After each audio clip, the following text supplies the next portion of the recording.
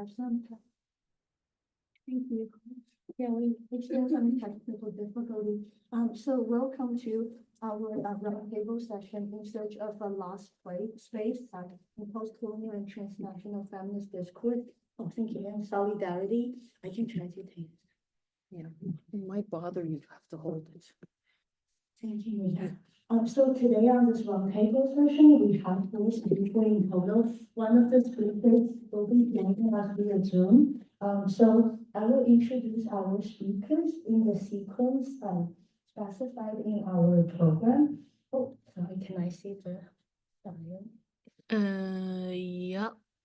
Oh, okay, I think I found it. I just don't want this to be blurred, and I want everyone to see us because it's so hard to be connected to what is being said without seeing anybody's face. Thank you very much. Hi, everyone. Yeah. So our first presenter today is Dr. Sona Kademi. Dr. Kademi is sorry. Okay, sorry, I was just preparing with some of the sorry. So our first presenter today is Dr. Madam Darabadi. Dr. Darabadi has a PhD in architecture, history, theory, criticism from the University of Cincinnati, and is currently a PhD candidate in gender studies at UCLA, and also an honorary adjunct visiting professor at Cincinnati Claremont University College. Along with analyzing representation of Iranian women in social media, her research examines how less-praised feminist figures, including journalists and academics, with different political perspectives, perceive and interpret the life conditions of women in Iran and what the local and transnational consequences of these veils can be as they circulate through social media. So please, Dr.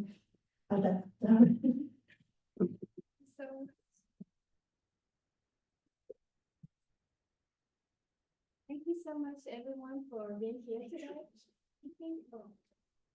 Is it working? Oh, yeah. So,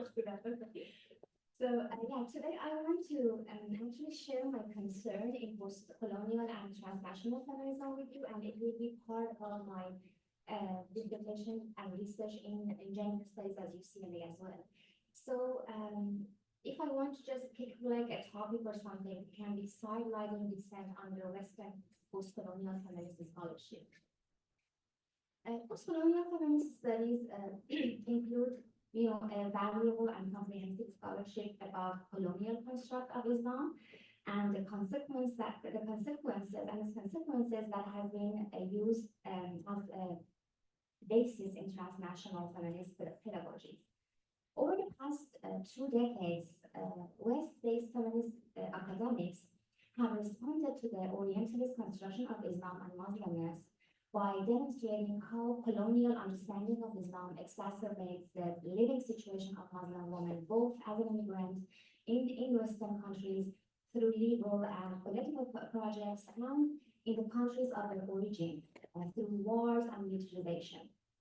These scholars have contributed to theories in feminist and gender studies to prevent more wars in the name of emancipation of Muslim women and to recognize Muslim immigrant women's identities and capabilities in Western countries. And all of these are very valuable, very necessary, and I appreciate that I acknowledge that. Why these anti-colonial, anti-imperial, and anti-Islamophobia theories are necessary? They created a narrow feminist understanding of Muslim women and marginalized secular scholars, either Muslim or not, who have lived in or critique Islamic society under certain cultural and political coordinates that are emboldened and institutionalized by totalitarian regimes. Something like intersectionality of colonialism and totalitarianism. Just imagine a person under that kind of intersectionality. These secular feminists, like several first-generation immigrant Iranian scholars in Western countries, are neither allowed to critically examine social and political phenomena inside their countries of origin, nor do they feel included in Western feminist academic communities. These scholars are insidiously sidelined if their theoretical framework is not entirely compatible with the accredited post-colonial and transnational feminist discourses in Western academia. Thankfully, I'm not the only one, oh my gosh, we cannot come in. Maybe they feel embarrassed, yeah. I think we should. Yes. They're just trying to get some people in. We only have 4 people sitting. Yes. So thankfully, I'm not the first or the only one who has this concern. In 2013, Afia Sherbanzia, in her speech on faith and feminism in Pakistan and Kimi, warned about the lack of debate in diasporic knowledge production. She says, I want to read it. With a quote, these diasporic knowledge producers have the luxury of not testing or living in the theory they produce and do not know how women, minorities, and low-class people in some non-Western societies would benefit from liberal and secular struggles. While many Muslim women face daily challenges of living with Islamic patriarchal limitations, critical feminist voices in Western academia embolden the empowering aspect of Islamic values.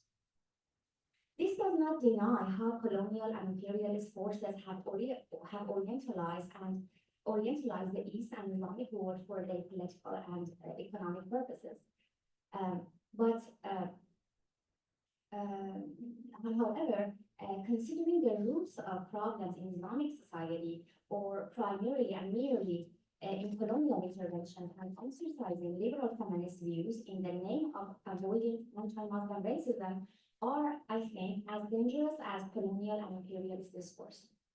Overemphasizing certain anti-imperialist approaches without critical thinking creates a dichotomous theoretical understanding in which any critical view of Islamic principles or practices may be misperceived or silenced as anti-Muslim racism or Islamophobia, or complicity in colonial and imperialist plans.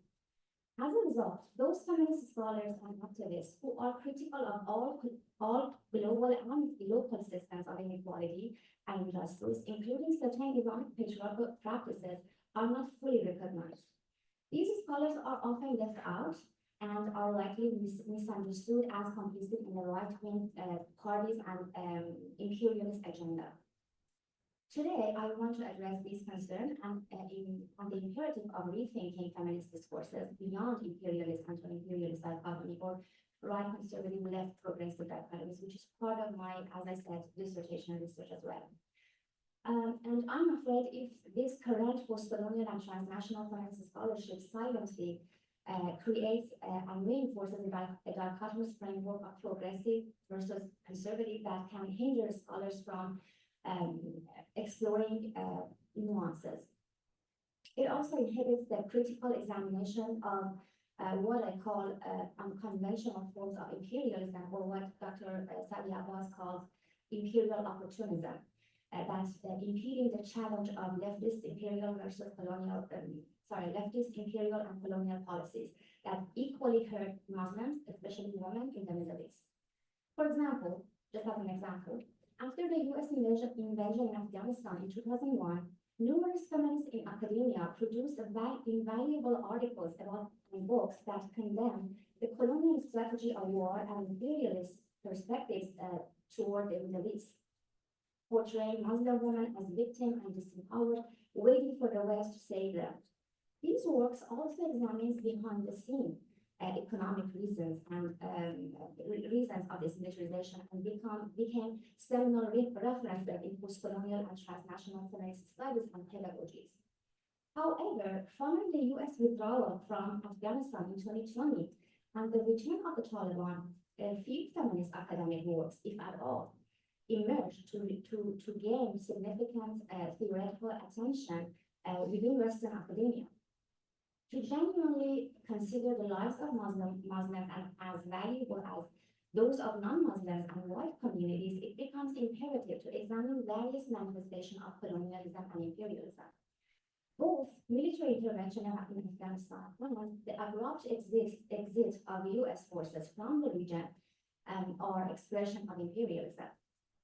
While acknowledging that Taliban was partially created by imperialist US forces, it is essential to recognize that the hasty withdrawal of US military forces not only allowed the Taliban to regain power and place Afghan women at many risks, including education deprivation, but also enabled the Taliban to acquire extensive weaponry, making them a major US arms dealer for the next decade. My intent is not to advocate or justify US colonial militarization, but rather to call for the re-theorization of anti-imperialist and transnational feminist, unshackling it from the illusion of conservative progressive dichotomy. I would like to quickly explain two examples out of many to show we can track this concern in others' voices. Many young scholars in Western academia express concerns through social media. 3 months after Gina Massa Amini's murder, Yasamin, a Twitter user who introduced herself as a performer and researcher in media and cultural study in her biography, shared a poignant thread on Twitter on December 6, 2022. I will quote, "I write this tweet with tears. I study in a class where my white Pakistani classmate writes about harems and says Sultan's harems were space for women's emancipation and political community formation and not only for men's fetishistic sexual services. Her dissertation topic is analyzing the character of Shahrazad in Spanish language literature using Islamic feminism. When you ask her why using this theory, she turns red of anger with no response. I study in a class where after 3 months, not even one individual asked or said anything about Iran and slaughtering people there. I study in a class where my Moroccan classmate angrily says critiquing attack as holder of FIFA is racism and anti-Arab.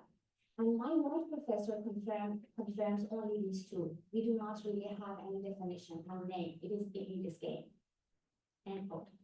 The comments denote empathy from those with similar experiences. One comment, for example, advised the user to voice her concern to the community director.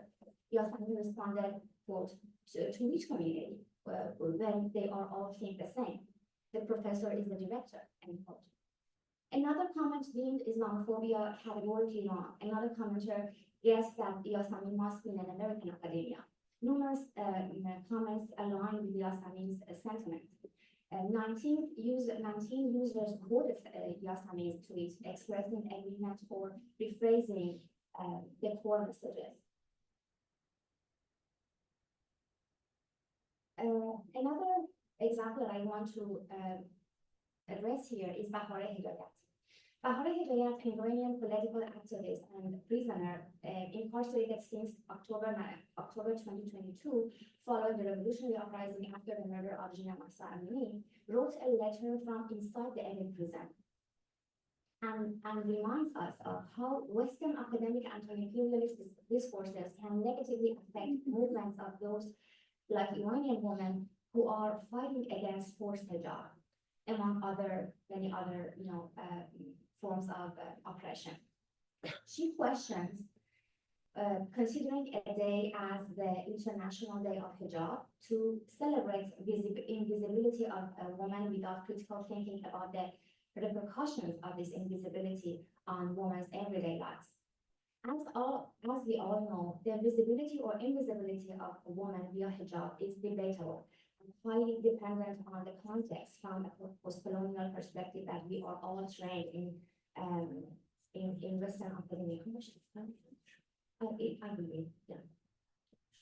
However, when post-colonial feminist studies predominantly emphasize the visibility of Muslim women through hijab or overlook sexist aspects of certain Islamic practices and rules, this can lead to complaints from those who feel this concern having disregarded. Why this day symbolically supports veiled immigrant women, assuming it benefits all Muslim women, overlooks lived experience and struggles of countless Muslims Muslim women beyond the Western sphere. This decolonization method proffered by West manifests as a new imperialist paradigm, perpetuated not through military intervention and military intrusion, but via intellectual imposition and virtual domination, I think, reinforcing the legacy of colonialism. Hedayat's critique extend to the concept of Islamophobia and quote-unquote progressive norms created by the West-based intellectuals and propagated everywhere in the Middle East.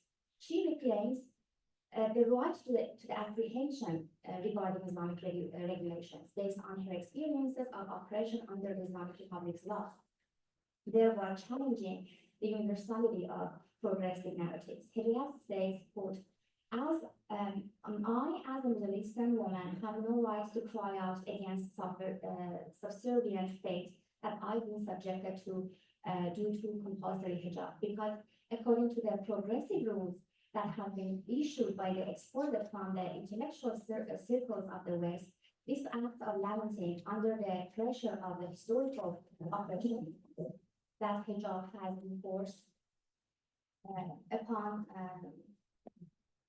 signifies fear of Islam, and no one has the right to fear Islam.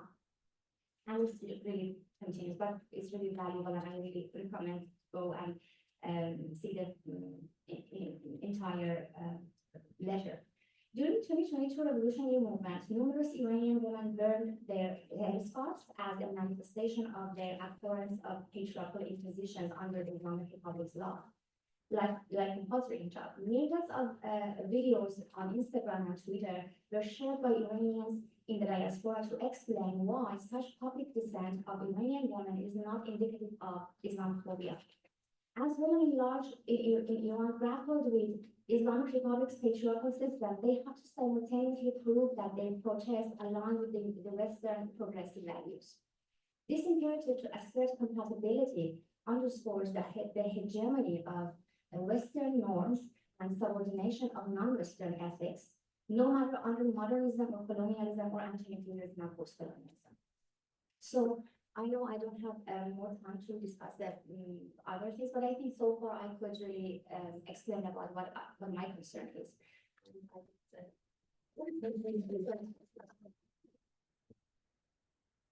Oh, yeah. Thank you very much, Madam, for your presentation. And our next presenter is Dr. Sabia. Oh, okay. I'm gonna go last, actually. Yeah, because Sadia is our discussant. Discussion, yes, something. So our next presenter who will be joining us virtually is Dr. Mohammad Hosseini. He is an Iranian scholar, educator, and social justice advocate. Harani teaches women's health policies at Worcester State University, Massachusetts. She also teaches modern Middle East gender and youth at Ohio State University. She received a PhD from the School of Middle Eastern and North African Studies at the University of Arizona. Her dissertation, Wrestling for Women's Rights, Negotiating Gender Order and Contesting Gender Borders in Sports Field, explores an ethnographic study of the relationship between gender roles, physicality, and sexuality in the discourse of sports in Iran from 2010 to 2022. Harani also has designed and taught curriculum on critical literacy and gender equality for online courses for women in Iran. With that, let's welcome Harani. Thank you very much. You have my voice? Okay, all right. I try to be quick. My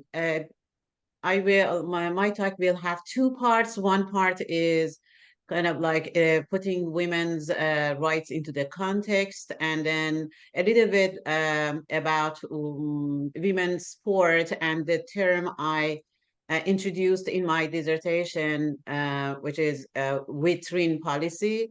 I just quickly introduce it. So several scholars have addressed questions of whether women's rights in Iran should be analyzed through the lens of universal rights, of Western notion of human rights, or of cultural relativism, and the related question of whether Islam can be compatible with women's rights. Arezou Sanlu, in her book, The Politics of Women's Rights in Iran, elaborates on how the Iranian Republic of Iran, Islamic Republic of Iran, mixes some elements of a liberal republic with Islamic principles to offer a unique setting.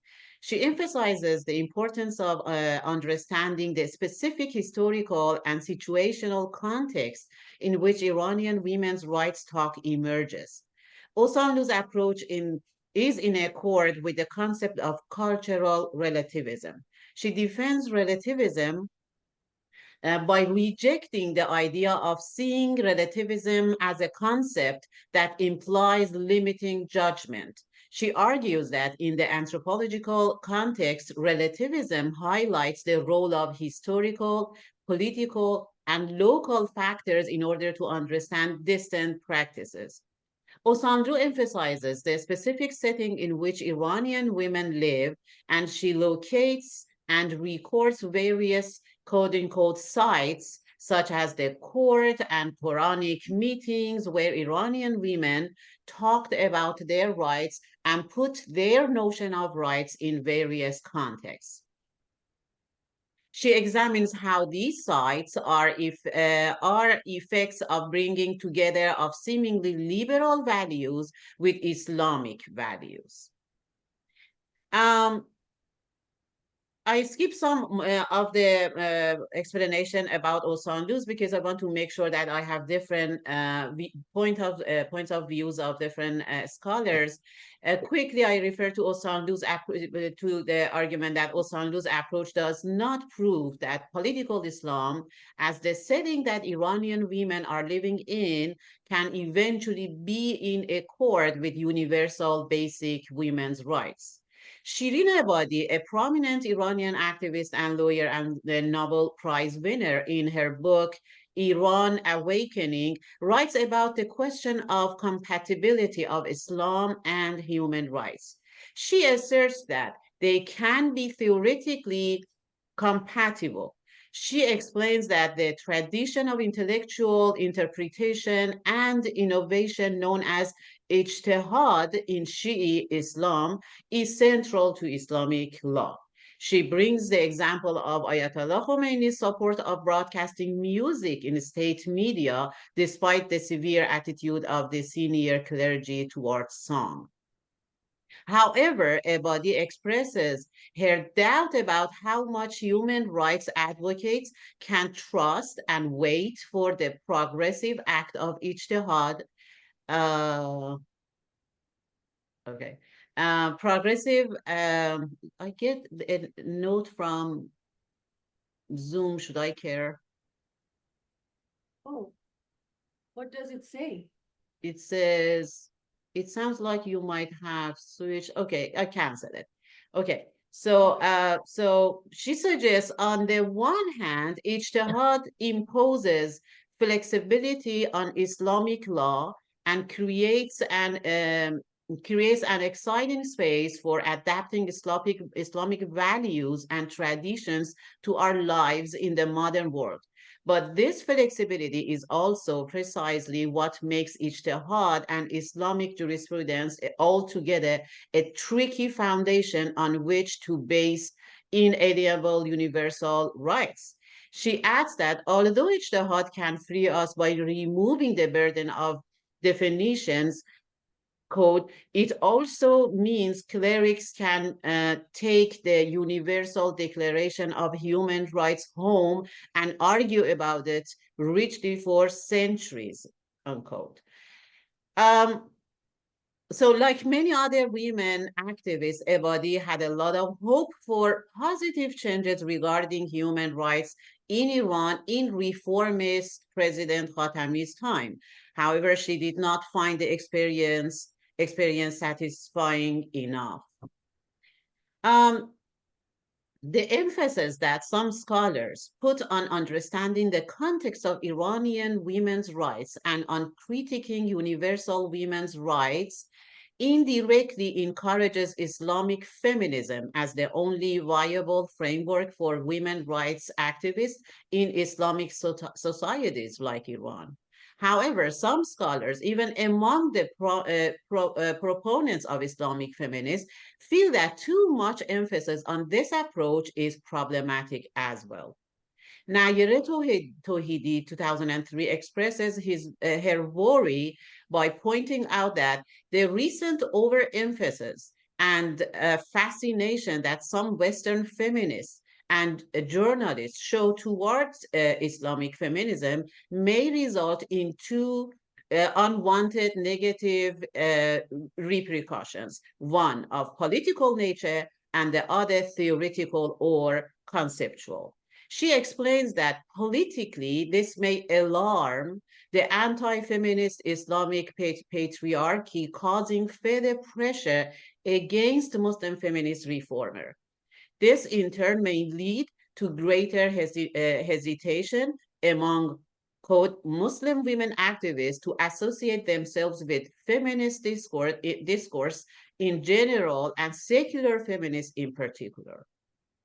Theoretically or conceptually, Tohidi adds, a political problem is the implication of continually foregrounding the Islamic spirit or influence as the regularly primary force in Middle Eastern societies, hence disregarding the complexities of social, political, and economic transformations. Tohidi refers to an interview she had with Shirin Ebadi in 1999 about the problematic implication. She quotes Ebadi as saying, if the Islamic feminist means that a Muslim woman can also be a feminist, and feminism and Islam does not have to be incompatible, I would agree with it.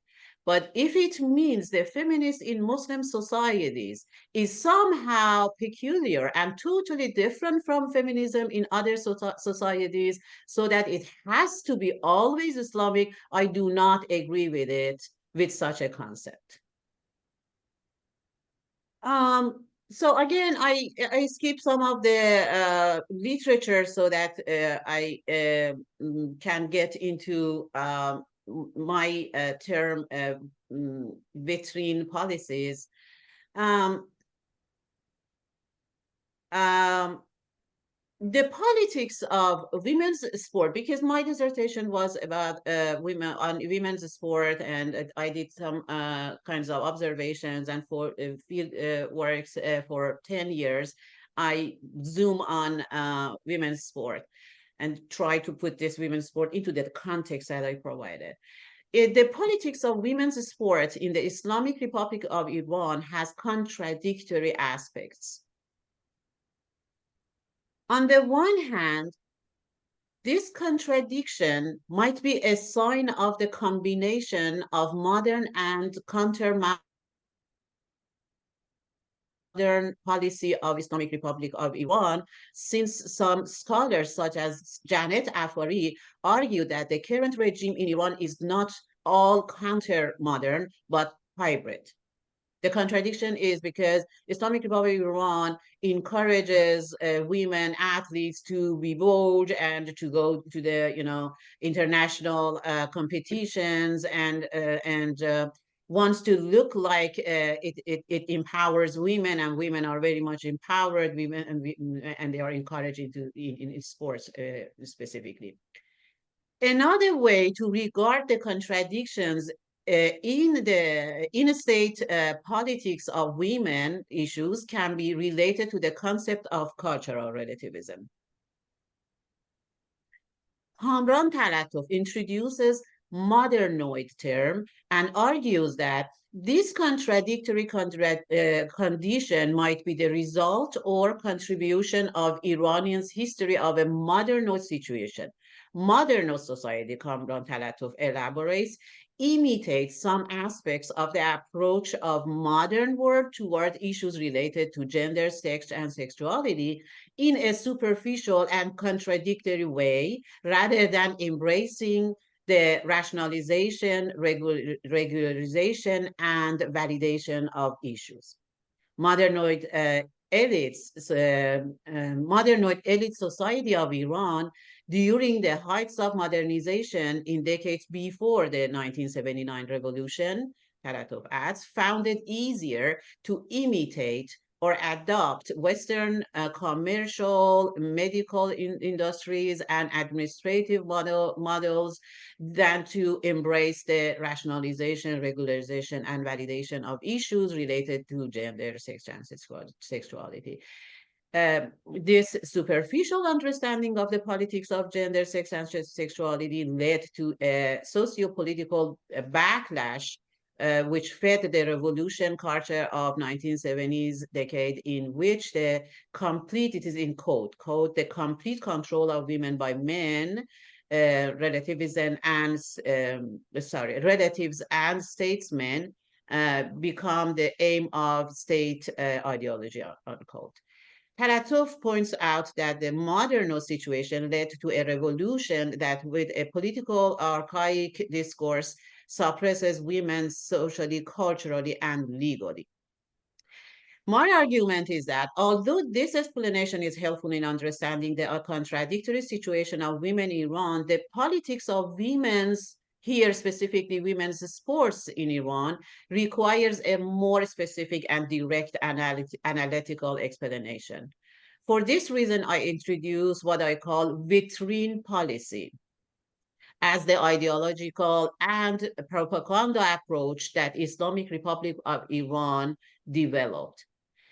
My argument is that the state policy of Islamic Republic of Iran about sports women is to portray Iranian athletes as women athletes as symbols of the ideal Islamic society that the Islamic Republic of Iran intends to present to the world.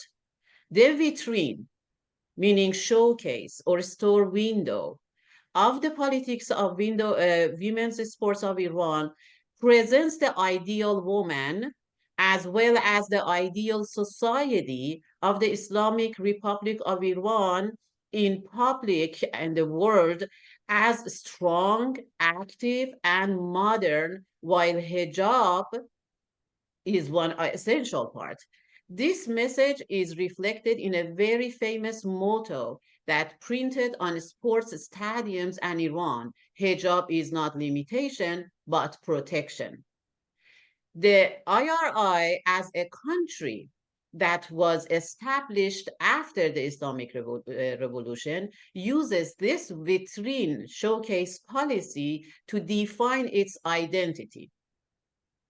I named this policy a vitrine because as soon as women athletes step out from that spotlight of international cameras and attention in the international competitions showcase, I will be done in a minute. This is my last sentence. So I will name this policy because as soon as women step out of this spotlight and international cameras and attention in the international competitions showcase, they lose their status and become the target of multiple gender-based oppressions.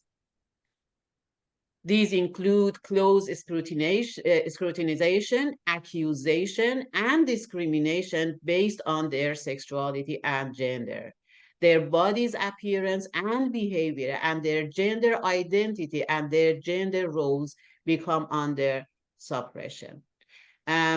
So this is just the introduction of my this term vitrine policy, and I hope I can discuss it later. Thank you very much. Thank you so much. Oh, thank you for coming. We appreciate it. Thank you. Oh, sorry. Our next speaker is Dr. Sona Kazemi. Dr. Sona is an assistant professor in the Department of Race, Gender, and Sexuality at the University of Wisconsin-La Crosse. Her first monograph, Disability Relations, Wounded Body, Mind, and Transnational Praxis, is under contract with Temple University Press and actually will be published next June. Congratulations! Sona is a Society for Disability Studies 2018 recipient of the Honorable Mention for the prestigious award of Arlene K. Zola Award for Asian Scholars in Disability Studies. So let's now welcome. Thank you.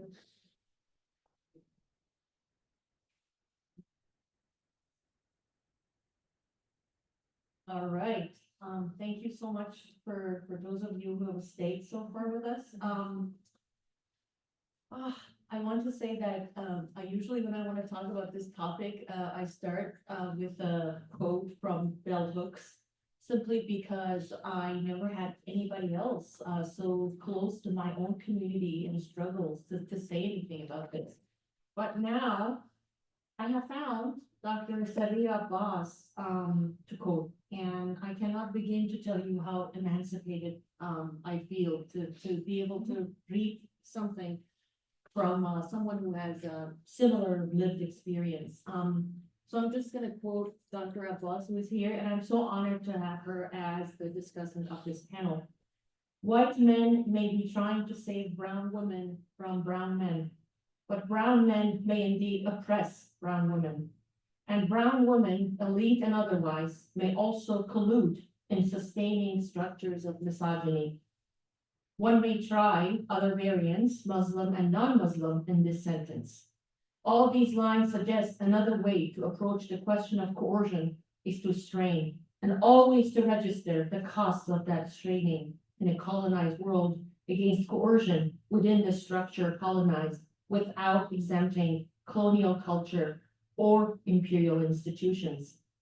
The precarious, precious enterprise of double critique means then that feminist concern cannot be postponed. Unquote. This quote really crystallizes everything that I would be trying to say today. I know that you're usually used to the version that only says, we don't want white men to save brown women from brown men, and then that's the end of the discussion. So nobody cares about what happens to brown women after that. But this quote gave me hope suddenly that we can actually have the permission to think about what happens to brown women. So I'm gonna keep it brief because I really want to hear Dr. Boss's thought, but I'm gonna talk Can you about. just call me Sadia? Sadia, I'm sorry. I'm so sorry, yeah, Sadia, Sadia. Please, everybody. Sure. So, magic circles, I'm reading just a tiny bit of my book that I've written, and I've called this section Reading Practices for Resisting Erasure, and it has nothing to do with the rest of my book. And that's exactly why I want to read it to you. Magic circles are a somewhat close-knit community of seemingly like-minded people, and something all of us end up connecting to. In many ways, stories that do the rounds in such communities shape our desires, aspirations, and even a propensity for ideological persuasion. My dear South Asian friend and co-intellectual twin, Hemachandran Kara, calls such an ever-present and yet transient narrative as magic circles. The circle feels magical, as it can bring familiarity and comfort no matter what the external contingencies are. The academic world, particularly the modern humanities and social sciences establishment, relies on such magic circles to draw boundaries between ideological positions. You may call it a cult if you wish. Post-structuralist disability studies theorists have drawn on the theories of Foucault and Butler to confront essentialist understandings of the human binary thinking, dualism, and to construct able-bodied impaired distinctions. And this has to do with my own field. That's why I'm bringing this up about what is able-bodied, what is disabled. Karan and I have argued that compartmentalizing knowledge is an imperialist enterprise and that it prevents disciplines from speaking to one another. Belonging or being alienated to schools of thoughts, communities, and disciplines is a matter of becoming a fortress of moral rectitude. For example, as a feminist scholar in the North American Academy, I constantly struggle to have my experiential and embodied knowledge recognized. This struggle for being heard and to not be erased is embedded in the fact that I'm an immigrant, racialized, and mad woman who was born and raised in the Middle East. My encounter with feminism as a movement and not as an academic discipline happened long before I immigrated to North America. I was born in Iran, an enormously complex society run by a theocratic state, which has gone through many upheavals, such as the constitutional revolution of 1905 to 1911, which is arguably the first uprising for democracy and the rule of law in the entire global South, the 1953 coup, the 1963 White Revolution, the 1979 Islamic Revolution, an eight-year-long war with Iraq, in the middle of which I was born, prematurely because my mom heard a bomb, and several brutally suppressed oppositional movements to the present conditions. I find it increasingly difficult to diffuse my vote into the knowledge spectrum. This is partially due to the colonizing imperialist notions of womanhood, gender, and sexuality that are widely held by the Western Academy, assuming that they know what we think.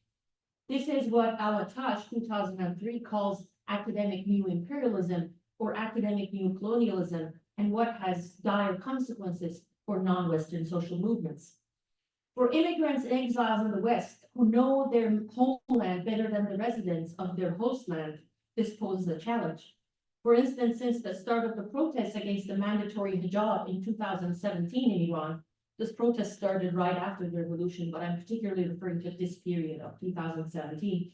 Many Iranian women in both the diaspora and the country tried to side with the protesters, even virtually, hoping they could invoke a solidarity and alliance from the members of their host societies, such as North America and Western Europe.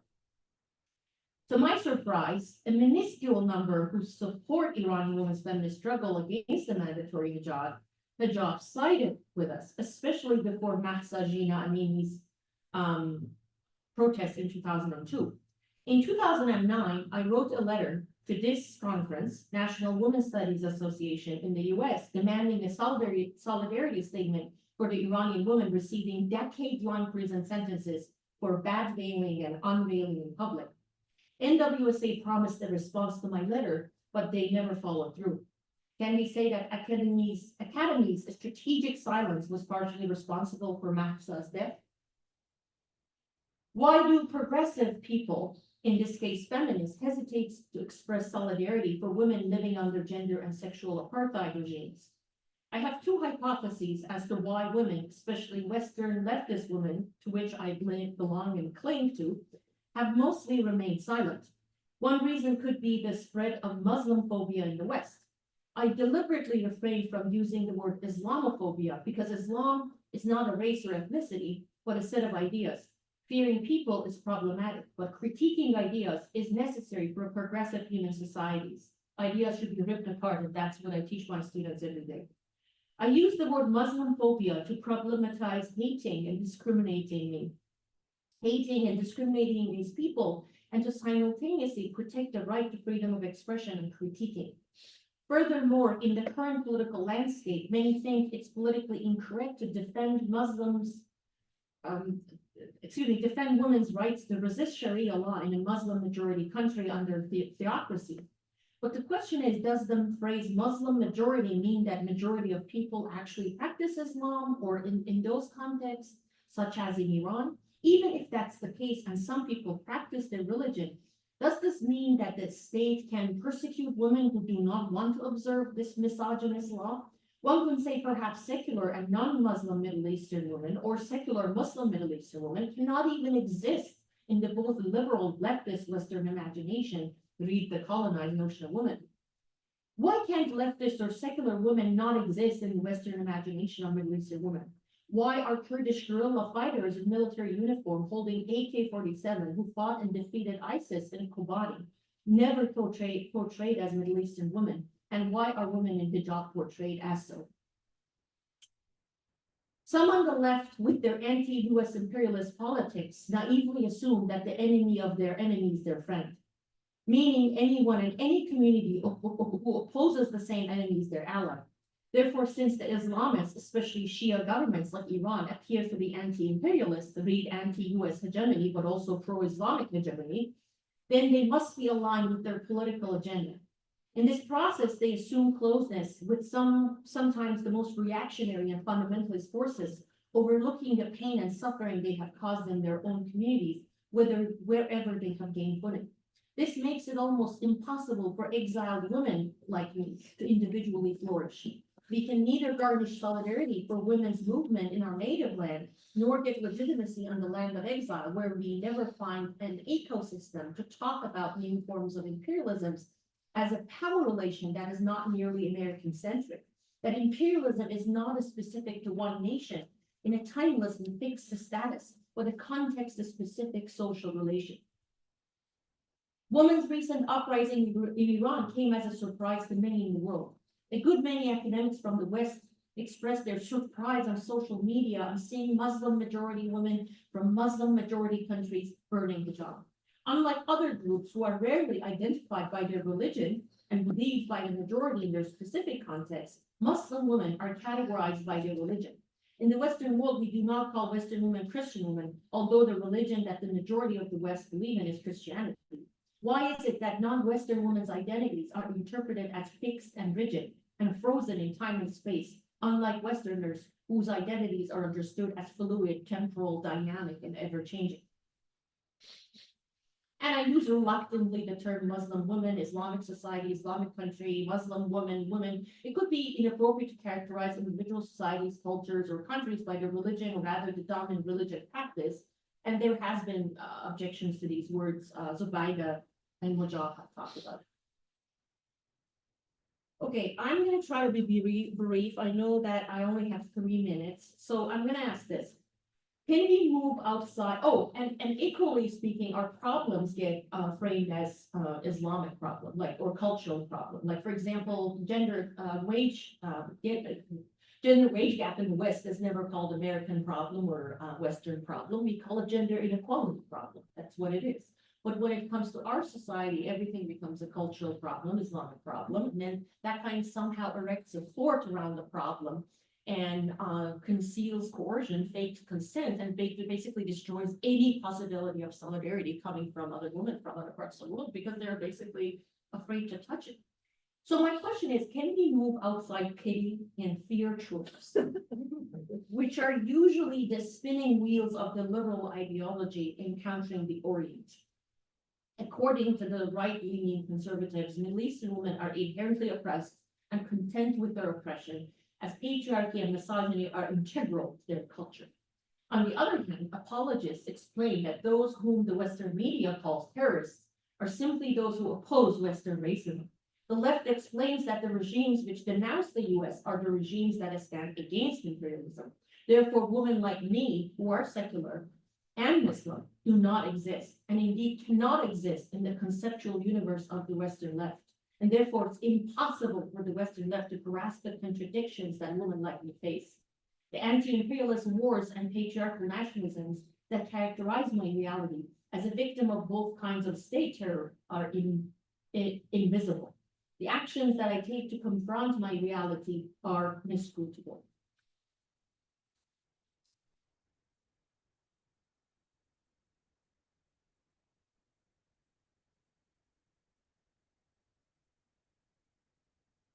My goal here is not to deny Muslim phobia or racialization of Muslims or undermine Western feminist solidarity with their Muslim sisters in the West who experience harassment, racism, and discrimination because of their faith, their hijab, or the color of their skin. In fact, I acknowledge that we live in an era where anti-immigrant rhetoric has become a public discourse with serious implications for immigrants and asylum seekers who risk their lives just to escape the horrors of war, famine, and political persecution. In the wake of 9/11 attacks, Muslim phobia has mobilized the white affects to rise for a reaffirmation of their supremacy by constructing Islam and Muslims as the de facto enemies of the Western states and nations.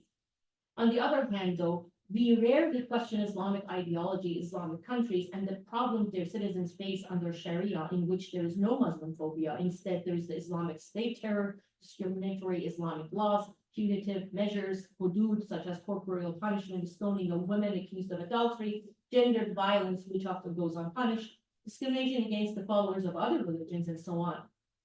So why are these problems rarely discussed? Are we afraid of being accused of Muslim phobia? Muslim phobia is not a problem in the Middle East, where Muslims constitute the majority. Rather, it's a form of discrimination practiced in places where Muslims are among the minority groups, such as in the West. Therefore, portraying Muslim phobia as a universal phenomenon is to recenter the West as the only place that needs to get rid of prejudice and violence. Nevertheless, we should note that racialization of Muslimness or Islamic practices like wailing and assuming its association with backwardness is neither specific to the Western context nor specific to the post 9/11 era. Even in the 1960s to 1970s, the veil was assumed by many progressive women as a sign of backwardness in Iran. On the other hand, oppressive measures have been regularly used against the Muslim populations in non-Western contexts, such as Myanmar, China, India, etc. The alienation and othering of Muslims and women with the veil, for instance, should be critiqued without hindering our way to critique the veil, the meanings attached to it in any given time and space, its instrumentalization by the state to ensure women's second-class citizenship, like in Iran and Afghanistan, and its weaponization against the women who wear it. Thank you. Thank you. Thank you very much. And now that all our presenters have done presenting, we will invite our discussant, Dr. Sabia Abbas. So Sabia is Associate Professor of Postcolonial Study at Rutgers University, New York. She is the author of Freedoms, Women, Islam, and the Postcolonial Platform. Winner of the NRA First Book Award in the novel The Empty Room, shortlisted for the DSC Prize for South Asian Literature. She also has published scholarly essays on subjects including Jesuit poetic and Catholic martyrdom in early modern English poetry, neoliberalism and the Greek death crisis, Pakistani art, and contemporary Muslim thought. Sadia has also written for Dawn and Daily Times, Naya Dawn, Open Democracy, Common Dreams, and Tank Magazine. She is currently completing a book called Space in Another Time, an essay on ruins, monuments, and the management of life. This book is about the connected afterlives of ruins and monuments in India, Greece, and the Americas. She's also working on her next novel, Rutgers, Sadia directs a multimedia and multidisciplinary series called Postcolonial Questions and Performances. So welcome.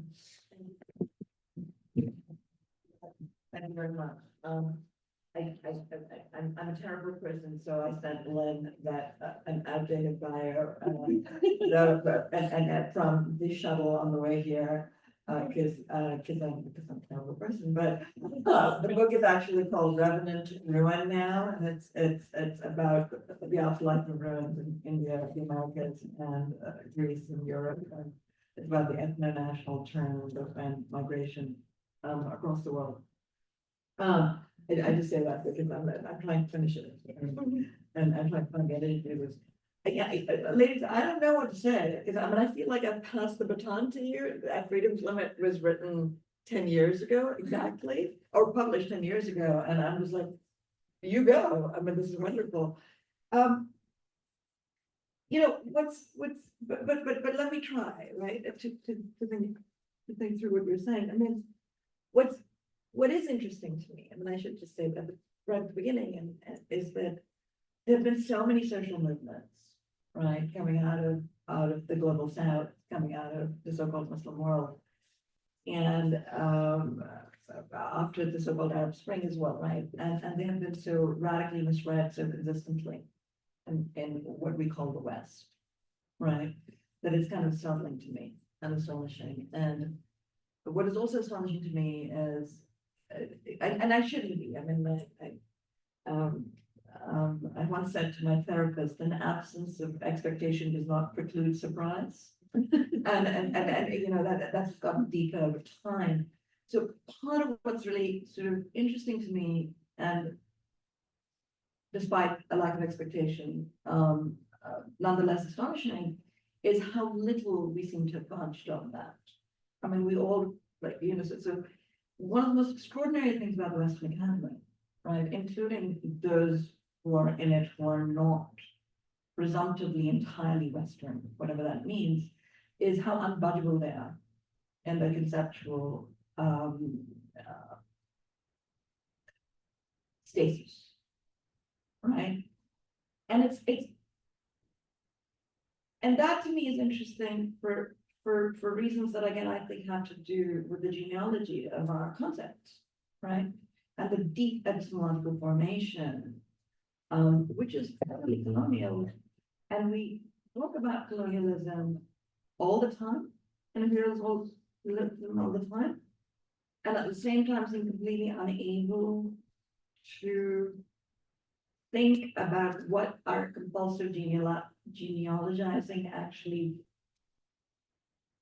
requires of us to break that epistemological hold, right? So here, let me actually make that a little less abstract, right? So modern culture, cultural relativism, are all fundamentally and deeply imbricated in colonial epistemology, right? Culture itself is an absolutely Western concept, right? Which is deeply bound up with a certain kind of anthropological thinking that, and anthropology as a discipline comes out of encounters with the new world, right? So, if there is a colonial concept, and there are many, right? Race is one of them, but culture is one of them. I mean, culture is probably one of the deepest ones, right? So to then talk about cultural difference, right, compulsively in the way that we have chosen to do, right, is utterly stunning. And the fact that it comes out of the same epistemological circles that claim to be the most theoretically sophisticated, repeatedly, is what is so startling, right? So in some sense, I would say that the reason that people can't respond to say Europe, right, is, and here maybe my deep intellectual cynicism is manifesting itself. My cynicism is deep at many levels. It's not just intellectual. Actually, as I keep saying to my students, who still think that I'm an optimist. It's very strange. I have no residual investment in the species as a whole, right? But which continues to disappoint again without expectation. But what's really interesting with that, I think, is that the challenge that you pose, but the challenge this kind of thinking poses, that the challenge that the social movements that are coming out of the global south pose, right, is a fundamental conceptual, epistemological, ontological challenge to 500 years of deep thinking, right, that has been produced in the service of colonialism, right? We have been critiquing that in the academy on the anti-colonial side, but at the same time, not having that framework or matrix leaves us utterly rudderless. Because then we have to invent something new, right? In academics, and I count myself fundamentally an academic, right? We're creatures of the heart, right? We need our guilds. I mean, I came here today and I was just like, what? I mean, I never go to the MLA and I don't do anything. I mean, like everybody's like, I'm like, I don't have a life, man. But like, but part of the reason is because I can't remember the last time I actually went to a convention. Right? So I was like, how does one do this? And and it was very strange. But part of it, because if this is our life, right? We want certification by each other. So it's disciplinary. We want to get past the disciplines, but we keep replicating them, right? We want to get past professionalization, but we continue to professionalize, right? We want to get past the colonial structure, but we keep replicating the same epistemology, right? So what I keep saying, and I say this to my students as well when they come to me, it's right. They're like, well, what should we do? I said, well, stop talking about what we should do and just do it. Take the goddamn risk. Maybe you'll fail. But it's also interesting, right? So we're coming out of, like, say, post 9/11. We talk about not having. We are so securitized at every level, right? That we also are intellectually securitized. We're so fundamentally risk averse, right? That we want to be guaranteed of success. And I'm going to say this about students as well, graduate students as well, right? In what we say, while we are complaining about what is fundamentally offensive to us intellectually, right?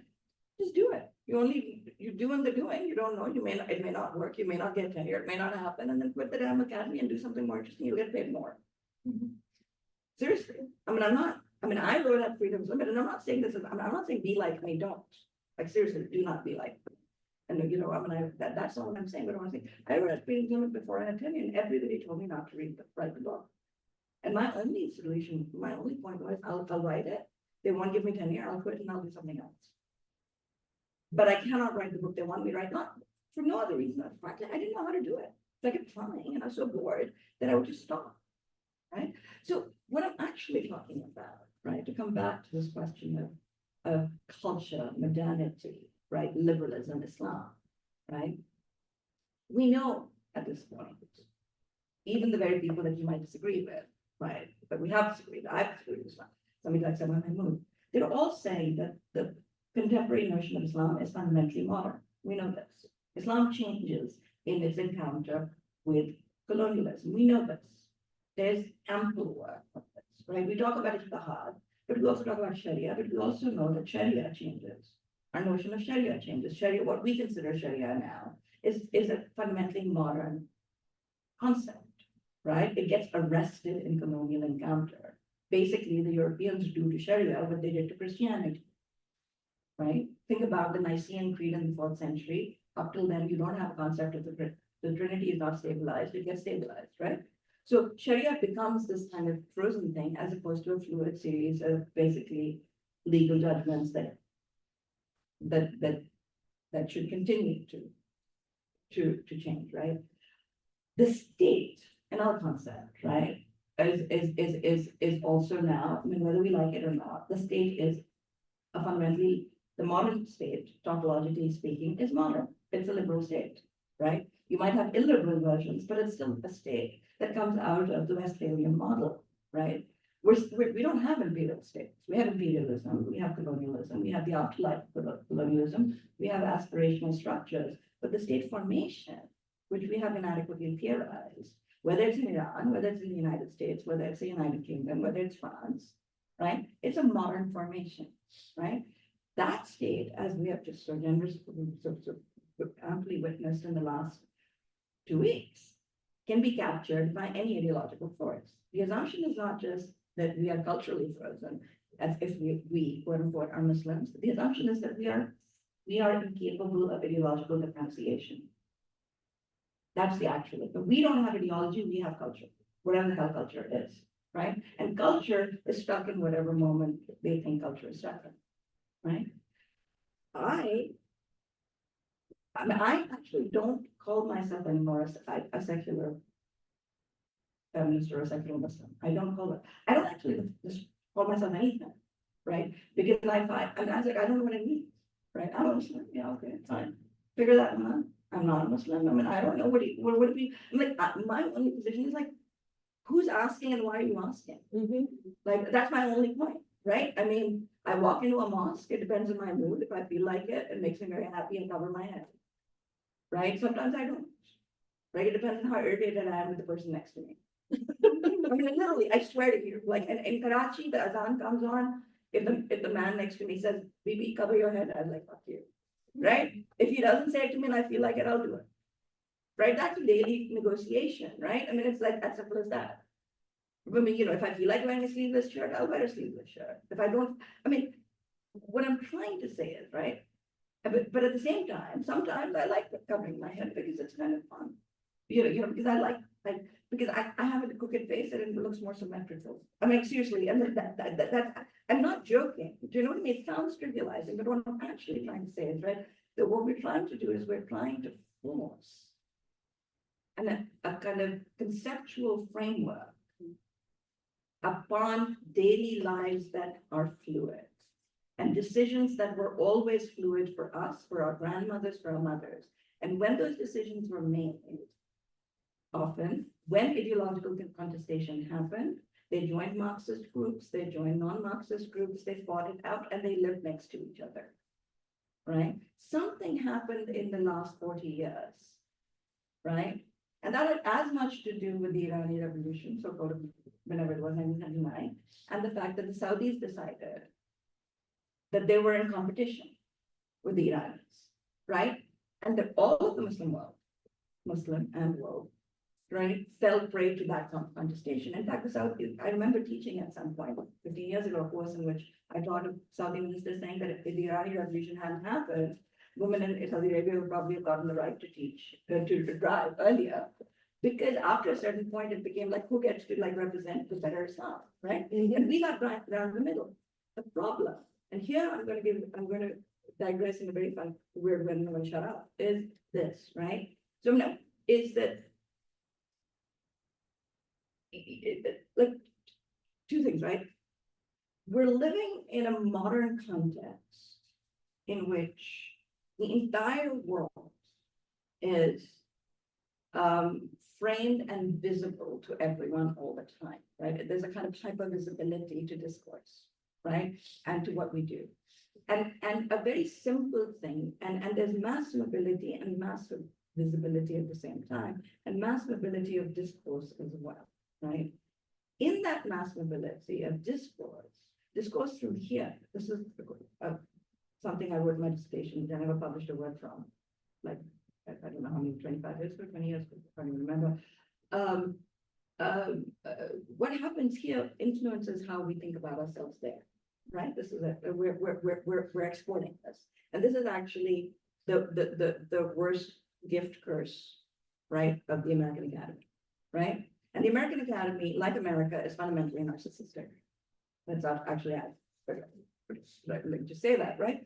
So on the one hand, what we're doing is the mass mobility also means mass quick dumping of discourse, right? Which is getting digested in particular ways because the societies that have been fundamentally destabilized by the West, right, actually have not stabilized their own educational institutions, do not have their own institutions of thinking, right, that are able to withstand the assault, right?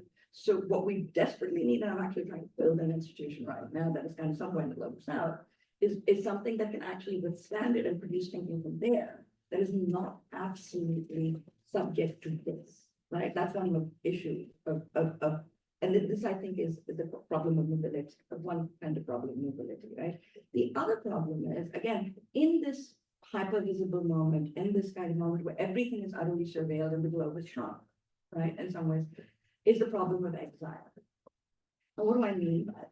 Right? There was a time when you could actually go elsewhere and just think quietly in the corner about where you had to run away from, so that you could produce thinking that could then have some kind of afterlife, right? You can't do that anymore. Right? You go wherever you go. I mean, like, so the problem is that you've got to end up here, right? I mean, where are you going to run from? Or run to if you're an Irani woman or a feminist, right? Now, so here's my digression. It's a very strange point I'm going to conclude with, but you've read my work, I'm very weird, right? That's why nobody, like, it's very strange. I got this invitation. I'm like, nobody normally invites me. I'm like, what's happening here? It's very odd. But here's it. So there's a piece in the Washington Post last week, or 3 days ago, where there's a whole bunch. And you know, Schadenfreude is not a good look on most people, but right now, I mean, I did have a moment of Schadenfreude. There's a bunch of national intelligence and deep state people, or whatever state people that Trump calls it, the deep state people, right? Department people, all looking to get citizenship in Europe. Right, so they've been reaching out to Europeans saying, can we move here? Because they want to run away from Trumpian persecution. So I called up a friend of mine, Basil Davey in Austin, I said, they've become like us. Right? They're now all looking for exile, right? So and this is what we've been living with, our countries, all of them. Like, I mean, I'm here because my father was declared an enemy of the state by US-backed invasion. Right? And he applied for a green card. That's why I'm here. I mean, that's many of us are here for reasons that have to do with that, like that, right? So they suddenly want to go back, but think about it from that perspective, right? Or Snowden sitting in Russia. If we could find a way to think about our locations here, right, in some kind of slightly less mathological and desperate way, we're here. Simply because where else would we be? It just happens to be a place that will accept it. But we also have to produce thinking, right? And then produce a critique of the Western Academy and the location, not as a redemptive space of thinking, but as a space where we have to be because the world is shrunk and we have nowhere else to be, right? But if we use that as the jumping point for the critique of the space, right? I mean, I think part of what we need to do is, and it's going to happen anyway because what just happened with Trump, is de-exceptionalize the Western, not just intellectual model, but the intellectual space, Because right now, everybody's scrambling, right? Everybody wants to go somewhere, Canada, England, whatever, wherever. And I'm actually saying, no, this is actually a very interesting moment. It's a moment to actually confront something very basic, right? You want to call us Muslims and determine, look at what just happened in this country. The Christian nationalists just told everybody to go fuck themselves, right? If you want double critique, I won't even say double critique anymore. I'll say we need multipolar critique, right? This would be the moment for everybody to pull back and say, let's produce a critique that sees how imbricated we all are in the same shit show that is the planet. This is not the moment to say you have your culture and we are different. This is not the moment to actually claim any kind of liberal modern space. This is the moment to say we're all absolutely subject to the same structures of misogyny, gender, and liberalism. So can we please find a common ground? I don't think it's going to happen, right? But there's no reason why you guys shouldn't do it. Thank you. Thank you. I know we are at time, and thanks so much for staying with us to the end. If you have any question for any of the presenters, please feel free to come up and speak with them. Thank you, and have a good rest of your day, and have a safe trip back to you. Thank you so much for coming. Yeah, thank you. Yeah, bye-bye. Thank you very much. You're welcome. I'll ask if they want to say goodbye. For the intro with and I think we need to contribute as well. Would you like to say bye-bye to Tawane? Very nice. Oh my God. Thank you. I will Parvane. catch up with you. Yeah, Hello. we were just talking about, I was thinking I would want Sadia. Everyone. Thank you so much. Khaled, Hi. you should know these, Khaled, my dear friend, Khaled Matawa, he's at Ann Arbor. Hi, nice to meet you. Yeah, you guys should be in touch, she's fabulous. Thank you. But also, as you Wow. can see, she's the one who invited me, she's fabulous. Great, yeah. Yeah, I could see your reaction to what she was saying, and I'm very honored, because like these women reach out to me, and I'm like, what do you want, what That's do you? great. Well, honestly, we, like I said, we only found one voice in one book who Yeah, was yeah. actually saying what we were feeling. Yeah. So we just felt liberated. Yes. And I just like was scrambling to find Sadia and get in touch with her. She was so gracious and kind. Great. But that's Yeah. nobody else Yeah. will talk to me. Yeah. No, we've been talking for years, and we're just kind of tired of the bullshit, Oh. Just like we've had this, we've had conversations of, Western feminist scholars of like defending the hijab in ways that are like, I remember like even calling a radio show shortly after 9/11 of women, American women, like defending the niqab and so. Oh my it was like God. That's something. Like it was just like that's this, unreal. or even like the radio, and I said, like, what does it mean for a woman to be walking around wearing a niqab? What does it mean for, like, what is she telling the men around her in the culture, like that you are like scum, that you guys are like are not to be trusted with seeing a face, or like from that side, they're like, what does that mean? So and I said, so there was, and I've been having this conversation with men and women, with all defenders of hijab for a long time, and any of these people go, oh, they're academic feminists, and Miriam Cook and Duke and other people. You should see Mariam Cook's review of my book. It's hilarious. Yeah, It's hilarious. I mean, no, and then they've had other, I mean, I know Mary was, they have positions of like, they would defend the the critique where they, this is not being recorded, is it? Come. Is No. it? Oh, I shut I that. think it is. They have a Yeah. critique to like, of like very I am. Western It's liberated 12:30. women. I and have by made an 9/11, appointment with somebody at it's 1. very Yeah, It's but I just still can kind of- hang out with you for half an hour. feminism. So it's kind of like you never know where did they switch from supporting very Western feminine Arab women to like these Islamist There are people Women. now who are arguing for female genital mutilation. Yes. Where? As a form of They, expression. they write it in They've been papers forever. and say it's culturally relativist argument. Seriously? So that's going up again. Yes, It's unbelievable the things that we I have wrote to- that, my master's thesis on that. Your female genital I- mutilation. Parvane, this beautiful lady is Salam. oh, it says turn up all. Hello. Is Good. Roxana Alavi. We are gonna like pass the numbers. Parvane is a prominent Iranian activist, you know. Fantastic. Yeah, we Awesome. should all be in touch. Definitely. خوشحال Yeah, شدم. sure. Thank you. Nice to مرسی اسمتون رو دوباره میتونم بپرسم؟ meet you. نمیبینم پروانه صدات نمیاد یه بار دیگه بگو. اسمشون رکسانا علوی. رکسانا علوی. خیلی خوشحال شدم.